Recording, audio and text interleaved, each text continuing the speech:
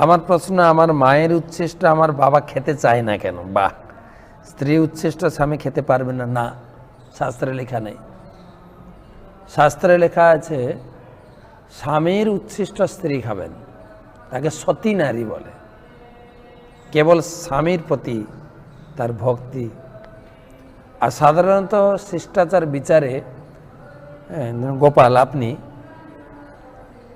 আমার উচ্ছিষ্ট বা গুরুদেবের উচ্ছিষ্ট আপনি খেতে পারেন, আপনি কি আপনি কি সাহস করবেন আপনার উচ্ছিষ্ট আমাকে দিতে? বলুন না। এটা সম্মান। তিনি বড়, তিনি আমার শ্রদ্ধেয়, তিনি আমার পূজনীয়। স্বামী দেবতা।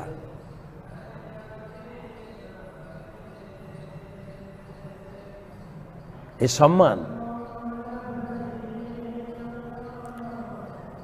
এখন আর স্বামী দেবতা কোথায়? স্বামী তো বন্ধু।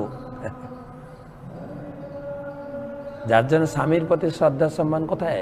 হারিয়ে গেছে। তা একই সঙ্গে খাওয়া দাওয়া, অনেক জায়গায় দেখি খেতে খেতে স্ত্রী চলে গেলেন, আমার আর ভালো লাগছে না খাওয়া। ট্রেনে, বাসে, হোটেলে, রেস্টুরেন্টে আমি দেখি প্রায়। স্বামী চিন্তা করছে খরচা তো আমি করেছি, ফেলে দেব? সব চেটে মুটে সবার উচ্ছিষ্ট, স্বামী, স্ত্রীর, ছেলে, মেয়ে সবার উচ্ছিষ্ট চেটে মুটে খা। পয়সা খরচা করেছে স্বামী, স্ত্রীর কি যায় আছে? ছেলে মেয়ের কি যায় আছে? এই ধরনের প্রশ্ন হয় না। প্রশ্ন শুনে আমার অবাক লাগছে। যার জন্য আরেকটা কথা হচ্ছে, ছেলে প্রশ্ন করছে মায়ের উচ্ছিষ্ট কেন বাবা খাবে না?